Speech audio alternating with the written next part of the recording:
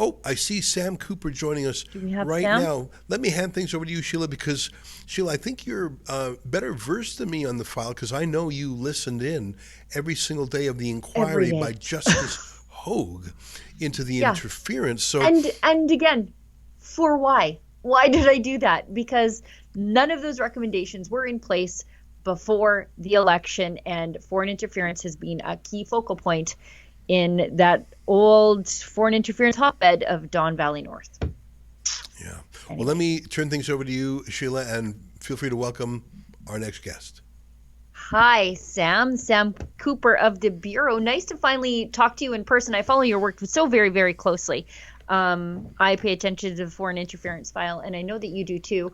I want to talk to you about just the impact that foreign interference has had in Don Valley North. That's the former riding of Han Dong. Joe Tay is there now. He had to suspend his campaigning because of CCP threats. Uh, he's going to lose, isn't he? Well, we don't know yet, but you're right. The level of interference against Joseph Tay mirrors what happened to Kenny Chu in 2021 and is in fact more serious. And you're right. I broke the story this week with my sourcing that Joseph Tay was advised to halt his campaign on Monday. That's the day when SITE came out and essentially confirmed what a lot of smart people suspected, that was Beijing had run a deep cyber operation against Joseph Tay. And as I reported, messages from Beijing amplified that Mr. Tay, if he was elected to parliament, this would be a big problem for Canada because in Beijing's words, he was facing, a bounty, and this would make Canada a haven for fugitives, which is egregious. But the point here is that that message was very similar to Mark Carney's candidate, Paul Chiang. And so, as an expert on how China leverages in-person interference and cyber interference, we've seen a case of, I believe, the history books will write that the attacks on Joseph Tay could have reached a level of physical security that Canadians obviously should not be accepting. And I'll end my first answer to you, Sheila, here. Look, I broke the story that the RCMP advised Mr. Tay to stand down. I have further sensitive details that I'm not able to report, I think for good reasons. But it was, I think, rewarding for me to see the New York Times follow up with a Yeah. strong report this week, confirming everything that I reported. And I'm glad that America's paper of records, uh, whatever you think of them, they do some good reporting when it matters. And they confirmed everything that I've written right there.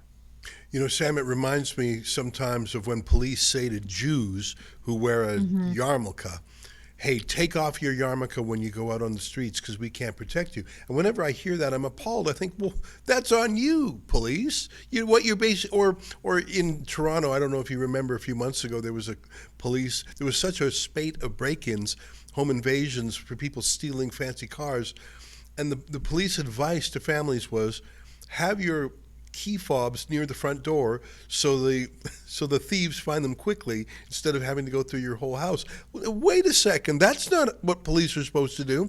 And my point is, police are not supposed to say, hey, Democratic candidate in our election who feels threatened, better take a break and hide because there's some bad stuff going on. In fact, intimidating Parliament is a special crime of its own in the criminal code. This is not just a regular crime. We regard it as an offense against democracy itself when a political candidate is threatened like this. I just find it, and other people covered that story, but only for like a day or so. And I don't know. I find that astonishing. That's the state of Canada after. It's almost like all these things happened in the last decade. I'm not saying there was no interference before that, but boy, they sure feel welcome here. Sorry, don't mind me, Sam. I'm just ranting a bit. No, I agree. I agree with a lot of what you said. We can draw parallels to, the Jewish community. The Asian Canadian community has been under similar threats, and really with an egregious form of racism. That is that Beijing leveraging their thugs in organized crime. I believe they've been hands-on in their interference. physical violence. And, you mentioned, Sheila, the Hogue Commission. I believe there's a deep level of, whitewash is the pleasant word, but cover up is a stronger word.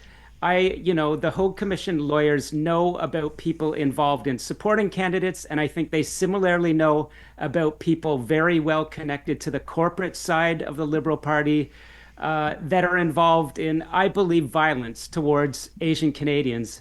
And, I'll just a little backtracking or back sourcing on my scoops on the Joseph Tay story. I also broke the news this campaign cycle that senior conservative sources had disclosed to me credibly that CSIS was concerned in 2021 that a candidate in the Markham area, Bob Soroya, a strong incumbent, was being tailed by Chinese agents. And, I believe Mr. O'Toole in the last election cycle, it came out in the Hogue Commission. He made comments in Parliament to the effect that the level and the intensity of interference against certain candidates in Canada is beyond unacceptable. And so that's happening in Toronto. It's happening in the Vancouver area. And, Ezra, to your comment, the police throwing up their hands and saying, hey, you'd better not campaign because we can't protect you. Or, hey, you'd better, hide your Star of David under your shirt. Imagine, telling people, hey, there's people out burning crosses in a certain area. Better stay home. Don't exercise your rights. It's all bad. It is very bad. And I think it speaks to a deeper issue that, look, we need a change of laws in Canada around counter-interference, counter-terrorism. Terrorism, we've got some of the stronger laws, but very obviously anti-organized crime. And that just speaks to a lot of issues in this campaign. Yeah. It reminds me, historically, let me go even further back, when some schools in the South were integrated by race. And the National Guard was sent in. And I'm going from memory here, but in one case, I think there were literally 30,000 National Guard that were sent for a girl to go into class. And my details might be slightly off. Like, that's a massive response that's as much a show of force as an actual use of force. And I don't know what the analogy would be in 2025, but you don't just fix the problem. You fix the problem and show such tremendous resolve and strength. But they didn't. They threw, and he seems like such a gentle man.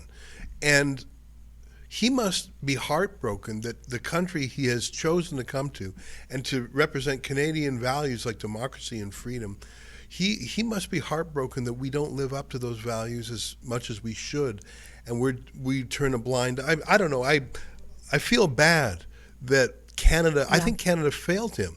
I'll stop opining. Sam, what lessons do you think global actors have taken from the last few months? What do you think Iran is thinking? What do you think China, North Korea, Russia, what are they thinking when they look at how we've handled things?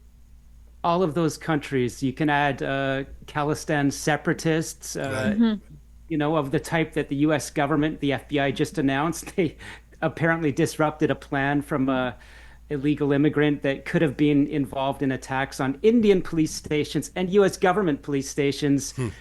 There's an absolute mess and soup of foreign interference in Canada. And the message from the Hogue Commission, my key, closing my case to the judge would be that Kenny Chiu was attacked in his efforts to secure the nomination in Richmond by a rival who was also seeking the Conservative nomination, who cited Justice Hogue's report and said there's no interference.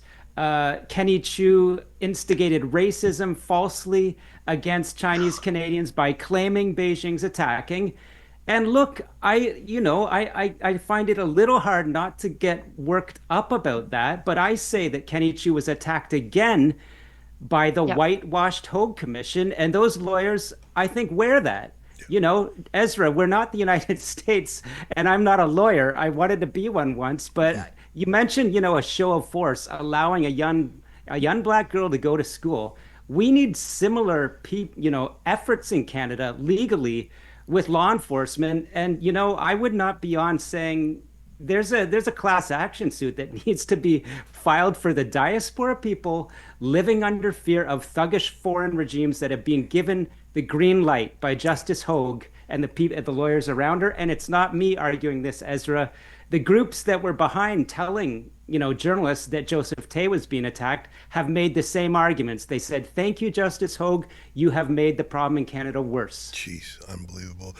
We've got to go pretty quick because we have a really stacked lineup for today. Sheila, do you have a last question for Sam? So I just want to thank you for taking the time to come on our show, and I really appreciate the time you've given me over the last few months on my nightly show too. Let me hand it over to Sheila for one last question, then we got to sign off, I'm afraid. Sure. Yeah. My question is, I guess, how much of an impact WeChat has played in this election? Because we know it was the main petri dish for foreign interference directed at the likes of Kenny Chiu and even Jenny Kwan. And we saw the Liberals are so quick to censor social media when the ire is directed from the normal people towards the Liberals, but they just let WeChat continue to do what WeChat does. How much of an impact did it have in this election? WeChat had a massive impact. TikTok's parent company called Douyin. What we know is that, I've been monitoring, due to my great connections with Chinese Canadian journalists that monitor WeChat for me.